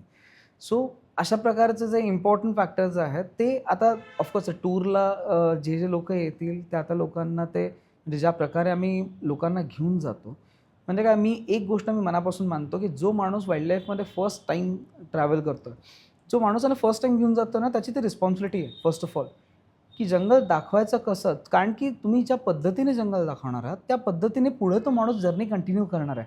तुम्ही त्या माणसाला फक्त वाघाच्या पाठीमागे जर का पळवायला सुरुवात केली इन केस, तर त्याचा इंटरेस्ट तसाच बिल्ड होणार आहे. पण तुम्ही जंगलामध्ये गेल्यानंतर सुद्धा इक्वली समजा तुम्ही ट्रीट केलं सगळ्या जनावरांना, म्हणजे मी क्रेस्टेड सर्पंट ईगल्समध्ये मला रॅप्टर्समध्ये जास्त इंटरेस्ट आहे, इवन मी बर्डिंगसाठी पण फिरत असतो. पण आता समजा जोपर्यंत ते मनातून पण येणं महत्त्वाचं आहे गेस्टच्या, क्लायंट्सच्या. म्हणजे ज्यावेळेला घेतो मी पहिल्यांदा येतात, पहिल्यांदा म्हणतात की आम्हाला वाघ बघायचा. वाघ बघतात पण. त्याच्यानंतर वाघ बघितल्यानंतर म्हणतात की वाघ बघून झाला ना, की त्याच्यानंतर म्हणतात आता काहीतरी वेगळं बघू. मी वेगळं काहीतरी दाखवतो म्हणण्यापेक्षा त्यांनी वेगळं काहीतरी बघायचं आहे म्हणणं हे मला जास्त आवडतं. सो म्हणजे काय होतं की पण ॲज अ कंपनी तू यासाठी काय करतोस जेणेकरून हा ॲटिट्यूड बिल्ड होईल टुरिस्टमध्ये, की मला वेगळं पण काहीतरी बघायचं आहे किंवा मला फक्त वाघ नाही बघायचं पण दुसरं काहीतरी. तर तुझ्याकडनं जसं तू म्हणालास की ज्यांच्याबरोबर पहिल्यांदा जंगल फिरतात त्यांची ती जबाबदारी असते. तर what are these efforts that you are taking which makes it a different experience rather than फक्त टायगर सायटिंग? मुळात मला जर का सगळ्या गोष्टींमध्ये इंटरेस्ट असेल ना, तो इंटरेस्ट सेम क्लायंटमध्ये उतरतो बऱ्यापैकी. तेच ते कसं कसं करतोयस ते विचार. आता मी त्यांच्यासोबत फिरतो, बरोबर आहे. ईच अँड एव्हरीथिंग मला जर का सेम जनावर म्हणजे काय म्हणतो ना, की दरवेळेला प्रत्येक स्पीसीजमध्ये तुम्हाला काहीतरी नवीन गोष्ट दिसत असते. म्हणजे एक समजा चला मी जास्त लांबची स्पीसीज कशाला आपण स्पॉटेड डिअर्सच घेऊया. ओके, स्पॉटेड डिअर्सच्या त्यांच्या पूर्ण इयरच्या अँटलरचं जी जर्नी होते ते वाढतात त्याच्यामध्ये पण खूप स्टेजेस आहेत, बरोबर आहे. मी दरवेळेला त्याच्यामध्ये माझा इंटरेस्टच एवढा डेव्हलप होत असतो त्या स्पेसिफिक स्पीसीजमध्ये, प्रत्येक स्पीसीजमध्ये. ही स्पीसीज आज काहीतरी वेगळी दिसते, पाठीमागच्या वेळेला काहीतरी वेगळी दिसत होती. मी ज्या पद्धतीने बघेन, जर का मी म्हणालो की आज जंगलामध्ये फिरताना मी जर का म्हणालो की अरे किती सुंदर जनावर दिसतं यार, म्हणजे हे कधी दिसलं, म्हणजे या प्रकारे कधी बघायला नाही मिळत अरे, तर तो इंटरेस्ट डेव्हलप होईल ना लोकांमध्ये. जर का मी म्हणलं अरे नाही स्पॉटेड डिअर यार, हे नंतर बघूया आपण, पहिले टायगरकडे जाऊया, तर इंटरेस्ट डेव्हलप नाही होत त्याच्यामध्ये. तो तुम्ही ज्या पद्धतीने, तुम्ही ज्या एनर्जीनी त्या गोष्टीकडे बघतात, त्याच एनर्जीने तुमच्याकडे क्लायंट बघतात. कारण की तुमचे एक्सप्रेशन्स बघून त्यांचं पण हे होतं की नाही हे खरंच तेवढं इम्पॉर्टंट आहे त्या लँडस्केपसाठी, त्या गोष्टींसाठी, आणि तेवढं आपण काहीतरी वेगळं सांगतो. नाहीतर काय होतं अर्ध्या वेळेला नॅचरलीच इकडे बडबड करत असतो आणि नॅचरल म्हणजे भलत्या ठिकाणी लोकांचं लक्ष असतं की काय ड्रायव्हर त्याला इथे टायगर आहे, तिकडे टायगर आहे वगैरे, या सगळ्या गोष्टी. मी मानतो ॲट दी एंड तुमची जर का टूर तुम्ही एक स्पेसिफिक अमाऊंट देऊन तुम्ही घेऊन गेलात, टायगर कुठं ना कुठं तरी इम्पॉर्टंट आहेच आहे. टायगर इम्पॉर्टंट आहेच आहे मी म्हणतो. पण त्याला पण एक लिमिटेशन आहे, त्याला किती इम्पॉर्टन्स द्यायचा आणि बाकीच्या गोष्टींना किती इम्पॉर्टन्स द्यायचा. आणि तुम्ही नाही ठरवू शकत की म्हणजे आता मी एखादा क्लायंटला घेऊन जातो इन केस, तर तो समहाऊ तो इन फ्युचर तो टायगर सेंट्रिकच होऊ शकतो कदाचित. मी कितीही सांगण्याचा प्रयत्न केला तो त्याचा वे चूज. काही क्लायंट असे आहेत जे म्हणजे लास्ट इयर एक एक्झाम्पलमध्ये अख्ख्या वर्षामध्ये एकच क्लायंट म्हणत असाल आणि मी ती सगळ्यात सफारी जास्त एन्जॉय केली. ती म्हणजे एक सगळे 50 वर्षाचा वरचे होते माझ्यासोबत क्लायंट. ते म्हणे की पहिले आल्या अक्षय आम्हाला टायगर बघायचं नाही आहे. एक्सपर्ट बर्डिंग करणारे सगळेच सगळे, एकाच्याही हातामध्ये एकही कॅमेरा नाही. आम्ही डोळ्याने बघू. ओके, माझ्या हातात कॅमेरा होता, अक्षय तू आमच्यासाठी फोटोज काढ, आम्ही तुझ्याकडनं कलेक्ट करतो. त्यावेळेला मी प्रत्येक ठिकाणी फिरलो. ओके, टायगर शेजारी असूनही त्यांनी टायगर बघितला नाही. ओके, आणि त्याच्यानंतर त्यांचं म्हणणं होतं की आता ठीक आहे चलो आपण फिरतोय, सगळं जंगल फिरतोय ना, 2, 3, 4 सफारीज झाल्या. 4 सफारीजमध्ये त्यांना म्हणा की अक्षय आता बर्डिंग थोडा वेळ थांबव, चल आपण थोडंसं टायगरकडे फोकस करूया. हे म्हणणं इम्पॉर्टंट आहे. ठीक आहे चलो, माझ्यासोबत 4 जणं जर का बसलेली आहेत, सगळे वाईल्ड लाईफर्स आहेत, त्याच्यामधलं एक जर का नॉन वाईल्ड लाईफर आहे, मला थोडंसं त्याच्या पद्धतीने पण विचार करावा लागतो की आपण टायगर बघितलं, थोडा वेळ बघितलं, त्याच्यानंतर मग टायगर बघितला आणि डोळ्याने, कॅमेरा नाही आहे, काही नाही आहे, चला आपण आता जंगल एक्सप्लोर करूया. एक लिमिटेशन आहे. म्हणजे तुम्ही तिथं त्या ठिकाणी ज्याला 50-50, 60-60 गाड्या असतात, टाईम स्पेंड करताना तिथे लिमिटेशन देणं इम्पॉर्टंट आहे की तुम्हाला ठरवणं इम्पॉर्टंट आहे की झालं बघितलं बस झालं. ओके, आता बघितलं ना, आपण काहीतरी वेगळं एक्सप्लोर करूया आता काहीतरी, हे सांगणं महत्त्वाचं आहे. नाहीतर मी म्हणलं ना की मला इथून टायगर बाहेर येण्याचा चान्स आहे, मी इथून 100% मी 3 तास 4 तास जेवढं काय एवढं थांबणार. तुम्ही सांगितल्यानंतर क्लायंट थांबणारच, कारण क्लायंट तुमच्यावरती विश्वास ठेवणार. सो तो टाईम लिमिटेशन्स, म्हणजे हे नाही म्हणत आहे काही लोक टायगर सेंट्रिक आहेत, त्यांना पण मी चुकीचं नाही ठरवत. जे वाईल्ड लाईफकडे जास्त फुल ओव्हरऑल की आम्ही टायगर म्हणजे हे करतच नाही, म्हणजे प्रमोट करतच नाही, आणि या सगळ्या गोष्टींमध्ये त्यांना पण मी तेवढाच इम्पॉर्टन्स देतो. ॲट दी एंड कुठून ना कुठून तरी तो इकॉनॉमी पण जनरेट होती आहे. ओके, आणि इकॉनॉमी राईट वेनी जनरेट होणं इम्पॉर्टंट आहे rather than the wrong ways. म्हणजे तिथं लिमिटेशन्स काही जर का म्हणायला गेलं तर how do you think Panthera expedition is helping किंवा eco tourism is helping in conservation?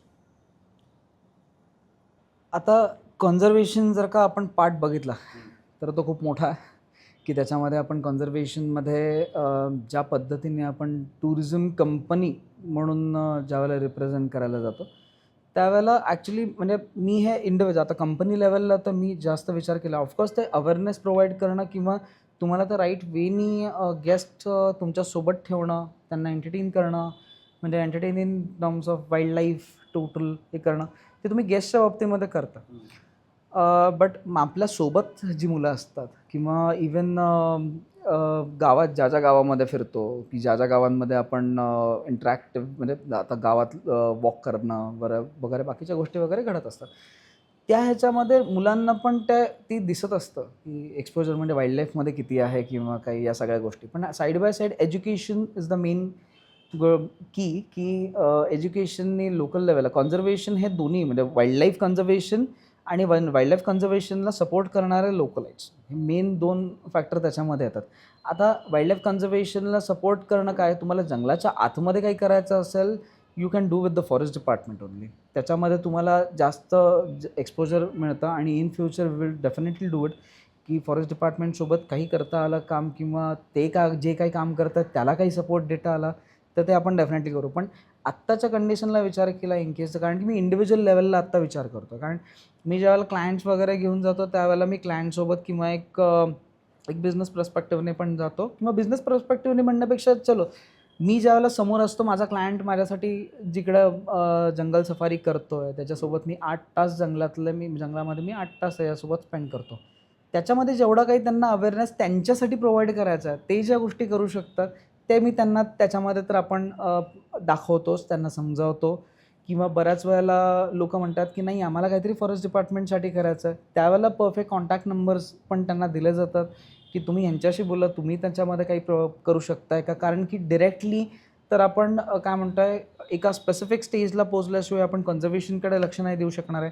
So त्याच्यामुळे जे लोकं करत आहेत त्याच्याकडे आपण डायव्हर्ट करतो. कारण की माझे 2 ते 3 क्लायंट्स माझ्या पण असे आहेत जे डोनेशन देतात रेग्युलर बेसिसवरती आणि त्यांना परफेक्ट वेनी कुठंतरी NGOज असतील किंवा काही ज्यांना काही गरज असेल, इक्विपमेंट्सची गरज असेल किंवा कोणत्याही पद्धतीने ते त्यांच्यासोबत कॉर्डिनेट करून ते करतात. वरतून मी ज्यावेळेला मी इंडिव्हिज्युअल ज्यावेळेला फिरत असतो त्यावेळेला ही गोष्ट इम्पॉर्टंट आहे की एज्युकेशन मी ज्यावेळेला म्हणतो की लहान मुलांमध्ये म्हणा किंवा तिथे 10वी-12वीतली मुलं आहेत की तर शाळा वगैरे आहेत किंवा तिकडे गावातल्या वगैरे शाळा येतात टोटल ते झाल्या. त्याच्यानंतर मुलं बऱ्याच वेळेला मी बघितलेलं आहे की तिथले गावातली मुलं आहेत ते 10th ड्रॉपआउट आहेत किंवा त्यांना सपोर्ट करणं की तुम्ही बाबा तुमचं एज्युकेशन बेसिक प्रायमरी एज्युकेशन आणि सेकंडरी एज्युकेशन इम्पॉर्टंट आहे सगळ्यात जास्त. त्यांना मी माझ्या सर्कलमध्ये मी जास्तीत जास्त प्रमोट करतो, तुम्हाला हे करतं की नाही तुमचं एज्युकेशन तरी तुम्ही 12वीपर्यंत तरी कंप्लीट करा. त्यांना ते बाहेरचं विश्व जे आहे ना ते अजूनही बघितलेलं नाही आहे त्यांनी जास्त. म्हणजे जातात बाहेर जातात सगळं करतात पण विदाऊट एज्युकेशन आणि विथ एज्युकेशन त्या जगामध्ये पाऊल ठेवणं जास्त सोयीस्कर आहे. म्हणजे त्याच्यासाठी 1-2 मुलं होती जी मी दरवेळेला म्हणजे मी त्यांना 10वी ड्रॉपआउट झाल्यापासून मी बघतो आहे. ते ड्रायव्हिंग करतात, माझ्यासोबत पण सफारीज करतात. पण जर का त्यांनी इन केस म्हणजे प्रत्येकजण वाईल्ड लाईफ टुरिझमने आपण एम्प्लॉयमेंट तर जनरेट करतोच आहे, नाही असं नाही आहे. पण जर का त्याचं एज्युकेशन जर का पुढं वाढलं असतं किंवा काही तर त्याचं काहीतरी एक्सपोजर काहीतरी वेगळं त्याला मिळालं असतं का. कदाचित तो एखाद्या वेळेला चला लँग्वेजमध्ये त्याने एक्सपर्टीज हे केली असती, प्रेझेंटेशन त्याच्या स्किल्स वाढवल्या असत्या तर तो तिकडचा नॅचरलिस्ट म्हणून उभा राहिला म्हणजे जे बाहेरचे आपण नॅचरलिस्ट असतात मॅक्झिमम बाहेरचेच लोकं तिथपर्यंत जात आहेत तर ते लोकल नाही होऊ शकत का त्याच्यामध्ये. का नाही होऊ शकत, त्याचे रिझन्स काय, त्याच्यावरती वर्कआउट करण्याची गरज आहे का. त्याच्यामध्ये एक मुलगा असा होता की लिटरली सांगतो की त्याच्या म्हणजे तो आला, तो माझ्याकडे 10वी म्हणजे 12वीच्या आधी आला. 12वीच्या आधी लोकलच आहे तिथला. तो माझ्या पाठीमागे हमखास लागायचा की दादा मला नॅचरलिस्ट बनायचं आहे, नॅचरलिस्ट बनायचं आहे.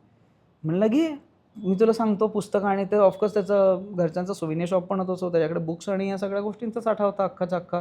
कम्युनिकेशन स्किल्स परफेक्ट होत्या, पर्सनॅलिटी बेस्ट होती. म्हणजे तू कुठल्या तरी रिसॉर्टमध्ये पण हे करू शकतो. पण त्याला एक अट होतं की तू म्हणलं की तुझं 12वी कंप्लीट झाल्याच्या नंतर जे काय करायचं तुझं 12वी कंप्लीट झाल्याच्या नंतर कर. तुला जो काही सपोर्ट लागेल ते करेल आणि नॉलेज गेन करण्यासाठी एज नाही आहे. तुला 12वी नंतर तुला जे काही गोष्टींची गरज आहे छोट्या मोठ्या गोष्टी तो लिटरली आम्ही फोटो पाठवायचा दादा हा पक्षी कोणता, हा पक्षी कोणता, की त्याला म्हणजे समोरच्या व्यक्तीला असं नाही वाटलं पाहिजे की तुम्ही म्हणजे काय म्हणतो ना की तुम्ही त्याला सपोर्ट करताय हे दिसलं पाहिजे त्याच्यामधून. रात्री 12-12 1-1 वाजता जरी फोन आला ना की मला करतात म्हणजे इव्हन रात्री काहीतरी सापडलं ना, दादा हा साप सापडला घरामध्ये, नक्की काय विषारी का बिनविषारी. बिनविषारी असेल तर ते थोडंसं काहीतरी जस्ट गोळा करतात आणि त्याला बाहेर हाकलतात. विषारी असेल तर ते प्रयत्न करतात की कुठून तरी एक 10-12 किलोमीटरवरनं कुठला तरी रेस्क्यूअर येईल आणि त्यांचं म्हणजे रेस्क्यू करेल. सो अशा प्रकारचं जे इंटरॅक्शन आणि जे बॉन्डिंग असतं ना, ते लोकलाईट्स आणि तुमच्यामध्ये खूप इम्पॉर्टंट आहे. आणि ते सपोर्ट दिसला पाहिजे. म्हणजे त्या मुलांनी नंतर काय केलं सांगतो, तो मुलगा ड्रायव्हिंग करायला लागला त्याच्यानंतर. 1 वर्ष त्याने ड्रायव्हिंग केलं. 1 वर्ष ड्रायव्हिंग केल्याच्या नंतर त्याला काहीतरी घरी काही फायनान्शियल सपोर्टची गरज होती. तेवढा पैसा त्यांनी व्यवस्थित जमा केला आणि तेवढं त्यांनी कंप्लीट केल्याचं टार्गेट होतं त्याचं. टार्गेट कंप्लीट केल्याच्या नंतर ही लेफ्ट हिज जॉब. ड्रायव्हिंग सोडून दिलं. तुम्हाला महिन्याला 20-25-30,000 रुपये तुमच्या डोळ्यासमोर असताना एखाद्या मुलाला कन्व्हिन्स करणं की नाही तू पैसा कमवायच्या पाठीमागे जाऊ नको, तू एज्युकेशनकडे बघ. त्या मुलांनी सोडलं. तो आता चंद्रपूरला अपडाऊन करतो आहे. तो त्याचं ग्रॅज्युएशन कंप्लीट करतो आहे आणि ग्रॅज्युएशन कंप्लीट झाल्याच्या नंतर त्याला काहीतरी एक वेगळं म्हणजे अँगल आणि या सगळ्या गोष्टी मिळणं महत्त्वाचं आहे. कदाचित होऊ शकतं की नाही, जरा तू पाठीमागच्या वेळेला सांगितलं होतं ना, कदाचित म्हणजे हे डोक्यामध्ये ते बोलून दाखवणार नाहीत तुम्हाला की नाही तुम्ही सांगितलं होतं ते तसं थोडंफार म्हणजे करण्याचा प्रयत्न केला आणि मला त्याच्यामध्ये इंटरेस्ट डेव्हलप झाला आणि मी केलं, काही नाही. आणि मी पण अशाच पद्धतीने मोठा झालेलो आहे. मला माहिती आहे की जर का तुम्हाला म्हणजे काय म्हणतो ना की एका रस्त्याने चाललो आहे, इकडे जाऊ नको, थोडंसं इकडं जाऊन बघ, हे सांगणारा माणूस पण तेवढाच महत्त्वाचा आहे आणि ते वेळेवरती सांगितलं गेलं पाहिजे. म्हणजे मी म्हणतो की कधी-कधी असं होतं की मी जर का 10वी-11वीमध्ये जर का थोडंसं अजून जर का माणसं शोधली असती म्हणजे गाईड करणारी किंवा काही, मी कॉन्झर्वेशन लाईनमध्ये अजून चांगल्या पद्धतीने काम करू शकलो असतो का? करू शकलो असतो. कारण की तो जंगलामध्ये जाणं, ते काम करणं, ते सगळ्या गोष्टी मी काही ऑर्गनायझेशन्स आहेत ज्या रिसर्च करतात त्यांच्यासोबत पण मी फिरतो कधी-कधी, की त्यांच्या रिक्वायरमेंट असं नाही की मला स्कॅट कलेक्शनमध्ये म्हणजे त्यांचा DNA सॅम्पलिंगचे प्रोजेक्ट्स असतात किंवा अशा प्रकारचं काही असतं, त्यांना हेल्प हवी असते, व्हॉलंटिअरिंग हवं असतं. त्यावेळेला मी एक दिवशी मी त्यांच्यासोबत एकदा गेलो होतो. तो पण एक युनिक एक्सपिरियन्स आहे माझ्यासाठी जस्ट बिकॉज जेव्हा केव्हा माझ्याकडे मला असं काहीतरी कॉन्ट्रिब्यूट करण्याचा चान्स मिळतो, मी करतो 100%. त्यावेळेला माझ्याकडे आले होते NCBS जी बंगलोरची आहे त्याचे काही सायंटिस्ट आले होते आणि मी त्यावेळेला असं पण नव्हतं की मी एकदम लँडस्केपला रुळलेलं आहे वगैरे काही. मी गेल्याच एक पुण्यातलाच एक मित्र आहे, त्यांनी रेफरन्स दिला की एवढ्या जणांची टीम आलेली आहे तिकडे, त्यांना काही मदत लागली तर काय.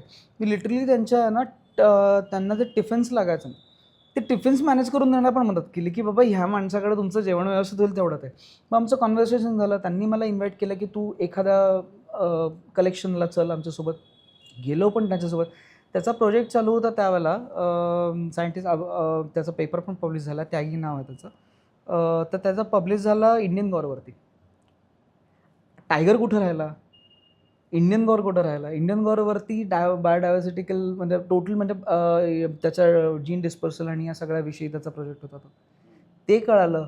इंडियन गॉरसाठी आम्ही फिरलो. मग त्यांना काय झालं होतं की दुसऱ्या कुठल्या तरी रिझनसाठी त्यांना टायगरची स्कॅट कलेक्ट करायची होती, पण त्याला फ्रेश स्कॅट मिळत नव्हते. सो मी त्यांच्या गाडीमध्ये बसलो होतो बॅक सीटला आणि सिम्पल ऑब्झर्वेशन स्किल्स आपल्याला कधीही कामाला येतात त्या. स्कॅटसाठी आपल्याला काय आपण स्प्रे मार्किंगसाठी तर काय आपण क्लॉ मार्किंग आणि ते झाड स्पेसिफिक असतं ते आपण शोधतो. चालू असताना आपल्याला स्क्रॅप मार्किंग झालं, स्कॅट शोधायचं असेल, स्क्रॅप मार्किंग शोधायला लागतात तुम्हाला. स्क्रॅप मार्किंग शोधली की तुम्हाला स्कॅट मिळतं जवळपास कुठंतरी जी हाईड केलेली असेल. काही नाही, स्मेल आला पटकन, गाडी थांबवली, काहीतरी गडबड आहे. पाठीमागे घेतली गाडी आणि त्याला दाखवलं तर ती स्कॅट एवढी इंटॅक्ट चांगली मिळाली की सॉलिड फॉर्ममध्ये तर आपण स्कॅट दरवेळेला बघतो, ही लिक्विड फॉर्ममध्ये मिळाली. सो त्याचा DNA जो काढणं जे आहे तो म्हणलं की अरे वा 5-6 महिने से ऐसा सॅम्पल कलेक्ट ही नहीं हुआ. सो त्यावेळेला त्यांनी एक स्पेसिफिक वाक्य त्याच्या इंटर्नसाठी त्यांनी वापरलं की तुम्हाला जे लॅबमध्ये जे करतायत ते नाही, फक्त ते नाही शिकायचं, हे जे फील्डमध्ये जे चालू आहे ना, ही जे स्किल, हे जे एक्सपिरियन्स आहेत ना, हे मॅटर करतात भरपूर वेळा. आणि ह्याच्यासाठी लोकल्स जास्त सपोर्टिव्ह त्याला असं लोकल्सना सोबत घेऊन ते सगळी कामं केली जातात, स्कॅट कलेक्शन्सपासून सगळं. सो ज्या वेळेला तुम्हाला छोट्या छोट्या गोष्टींमध्ये जरी कॉन्ट्रिब्युशन करायचा चान्स मिळाला ना, भले ते कोणताही वेने असू दे. म्हणजे असं नाही म्हणत की मी फक्त पैशानेच असेल तुम्हाला जर का 2 दिवस जर का तुम्हाला मी म्हणतोय की ज्याला तुम्ही जाताय 2-3 दिवस थांबताय तिकडे, 1 दिवस तुम्ही शाळांना व्हिजिट करा. शाळांना काही कमी जास्त गोष्टी वाटतात का त्या बघा. शाळांना कारण की शेवटी कसं माहिती आहे का की येऊन जाऊन गोष्टी त्या शिक्षणावरतीच येतात आणि शिक्षणाने जे समजावलं जाऊ शकतं ते तुम्हाला अदर वेजनी समजावलं नाही जाऊ शकत. तुम्ही जर का 10वी-12वी झालेल्या मुलाला जर का समजवण्याचा प्रयत्न कराल किंवा एज्युकेशन ग्राउंड म्हणजे जर एज्युकेशन पुढं गेलेलं आहे, त्याची एक म्हणजे एक माइंड स्थिर असतं आणि ते ऑलरेडी बऱ्याच गोष्टी बघत आलेल्या असतात, वाचत आलेल्या असतात, एक्सपोजर मिळालेलं असतं. त्याच्यामुळे तो माणूस लवकर समजून पण घेतो. सो त्याच्यामुळे कॉन्झर्वेशन फील्डमध्ये त्यांची पण इन फ्युचर मदत होईल. मोठे म्हणजे नॅचरलिस्ट काय म्हणतो मी तर म्हणतो की काही काही आहेत जे सायंटिस्ट लेवलला पण काम करत आता, जे माझं म्हणजे बायोलॉजिस्ट वगैरे पण आहेत इवन, ते तर रूरल एरियामधनं बिलॉंग करतात. ते तर म्हणजे काय म्हणतो ना की ते म्हणलं एक जण मित्र आहे माझा, तो उमरेडवरनं बिलॉंग करतो. ओके. सो तो जंगलाच्या जवळपासच आहे राहणारा. त्याला तिथूनच आवड निर्माण झाली आणि त्यांनी त्याला ते म्हणजे तो इंटर्न म्हणून आला होता NCBS सोबत. तो आजही माझ्याच लँडस्केपमध्ये मी जिथे राहतो आहे त्या लँडस्केपमध्ये आज तिकडे काम करतो. सो एज्युकेशन जो ड्रास्टिक चेंज आणू शकतो तो विदाऊट एज्युकेशन तुम्हाला एक्सपेक्ट पण नाही करू शकत कुठल्या गोष्टीपासून. So education is a main की. सो तुझं म्हणणं आहे की टुरिझम बरोबर ह्या सगळ्या गोष्टी म्हणजे नेचर कन्झर्वेशन तर होतच आहे, पण त्याबरोबर लोकल्सशी जो काही कनेक्ट आहे किंवा आपण ॲज टुरिस्ट म्हणून जेव्हा जातो आहे त्यावेळेला आपण जितकं ह्या सगळ्या गोष्टी पण समजून घेऊ त्या कुठे ना कुठेतरी in some way is going to help in conservation, बरोबर? Right, absolutely. आणि काय माणूस आणि म्हणजे तुम्ही लोकलाईट शिवाय तर कॉन्झर्वेशन चालणार नाही आहे. हँड इन हँड घेऊन चालायला लागणार आहे. आणि ज्या ठिकाणी टुरिझम चाललेलं आहे तिथे त्याचा इम्पॉर्टन्स वाघाचा खूप जास्त चांगला आहे. तुम्ही टुरिझम सोडून बाहेर आउटस्कट एरियामध्ये जा, वाघाचा इम्पॉर्टन्स एवढा नाही, वाघाचा त्रास आहे. सो लोकांना त्या टर्ममध्ये, कारण की प्रत्येक वेळेला वाघासोबत को एक्झिस्ट करणं हे प्रत्येक माणसाला किंवा प्रत्येक गावाला शक्य होईल अशातला भाग नाही आहे.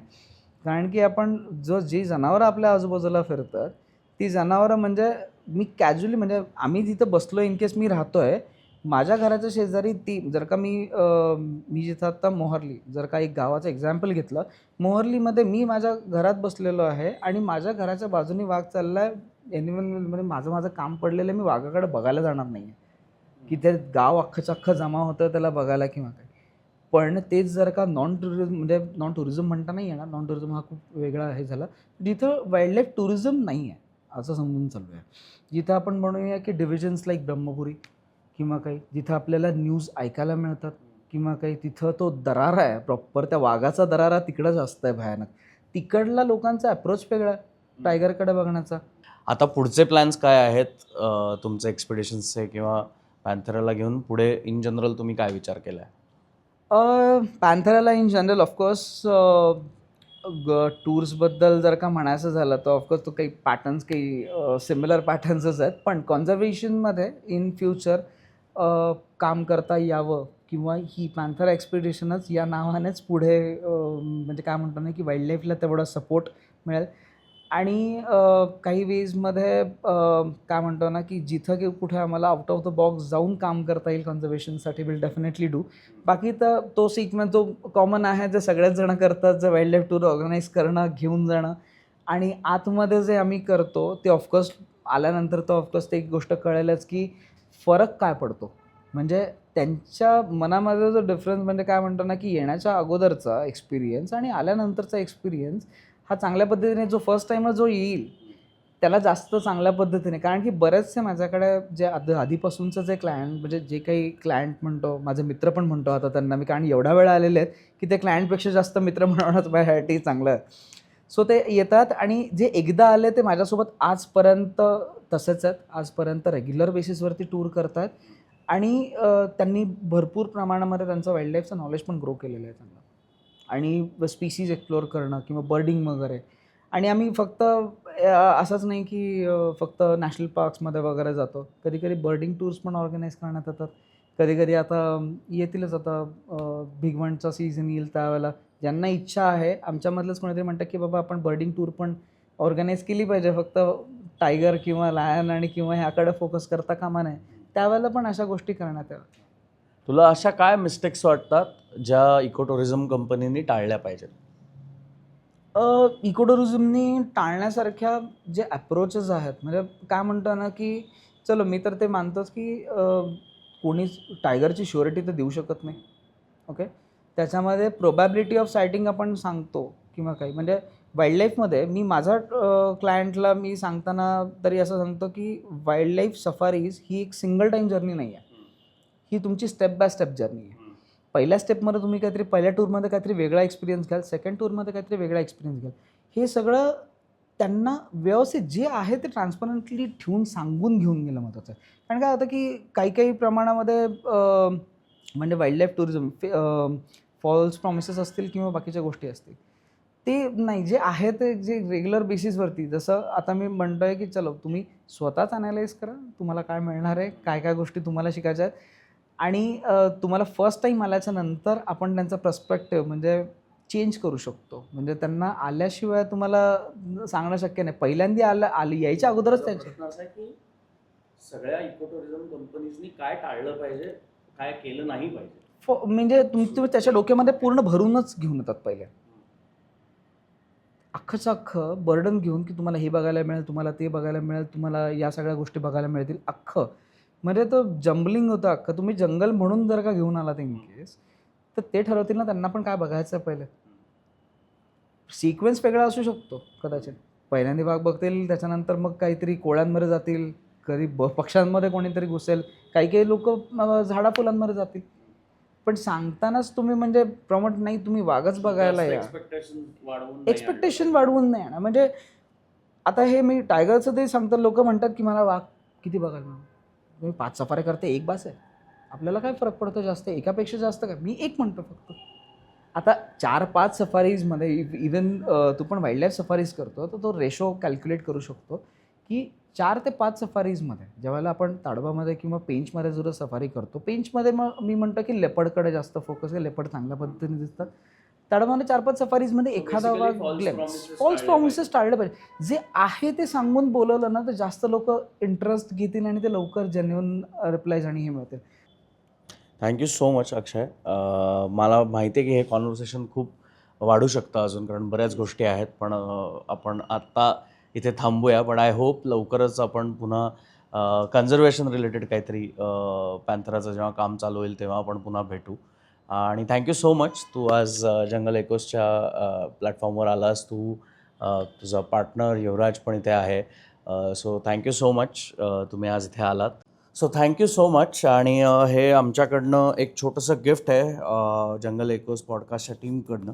आणि एक गिफ्ट जे आहे ते गिफ्टिंग पार्टनर्स आम्हाला हेरिटेज डिझाईन्स म्हणून एक कंपनी आहे जे खूप इंटरेस्टिंग वाईल्डलाईफचं मर्चंडायझिंग करतात.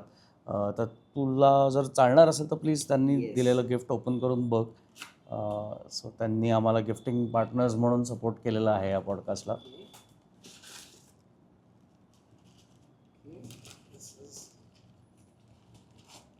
स्वीट टायगर, मस्त. येस, थँक्यू सो मच की या गिफ्टबद्दल. आणि thank you so much for inviting us for specially for eco tourism topic. आणि या फील्डमध्ये आय होप की या पॉडकास्टमुळे जास्त अवेअरनेस आणि रेस्क्यू फील्ड्समध्ये पण थोडासा चेंजेस आणि हे बघायला मिळतील. कारण की यंग नेक्स्ट जनरेशन जी तयार होते त्याच्याकडनं खूप एक्सपेक्टेशन्स आहेत. सो लेट्स सी काय घडतं आहे. आणि होप सो की जे काही बदल घडतील ते चांगलेच घडतील. Yes, thank you. Thank you so much for this. Jungle एकोस.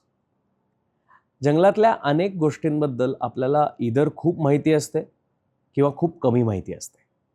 पण जी लोकं ह्या जंगलांमध्ये वारंवार जात असतात, ह्या जंगलांमधल्या वेगवेगळ्या एलिमेंट्सवरती अभ्यास करत असतात, रिसर्च करत असतात, PhD करत असतात, ह्या जंगलांमधल्या जंगली प्राण्यांबरोबर आपलं अख्खं आयुष्य घालवतात, अशा माणसांशी गप्पा मारून आम्ही या जंगलाची खरी ओळख तुम्हा सर्वांसोबत शेअर करतो. जंगल एकोसचे हे भाग तुम्हाला जर आवडत असतील तर प्लीज लाईक करा, शेअर करा, सबस्क्राईब कराच. आणि ही जंगलाबद्दलची आणि संवर्धनाबद्दलची जी काही माहिती आम्ही तुमच्यापर्यंत पोहोचवतोय ती इतरही नागरिकांपर्यंत तितक्याच प्रेमाने पोहोचवा.